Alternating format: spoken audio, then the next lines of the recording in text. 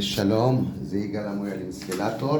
תראה, הגענו ללקוח, הייתה לה נזילה מהצד הזה פה, למטה, נזל לה הרבה מים. כשהגעתי,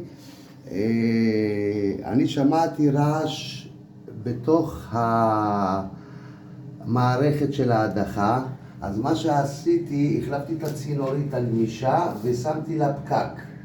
ולאחר ששמנו את הפקק, וידאנו שאין יותר רעש של נזילה, ואז התברר גם שהבעיה היא במצוף, המצוף שלה היה תקוע, ואז הוא היה זורק מים לכיוון מעלה, ואנחנו נחליף לה מצוף, וזהו, זה יהיה כל הסיפור פה של הנגיגה הזאת, ויקח לה איזה יומיים לוודא שאין לה יותר נזילות. כבר עכשיו לא רואים את הנזילות, מאז זה. אז בואו נקווה שהכל בסדר. ביי ביי.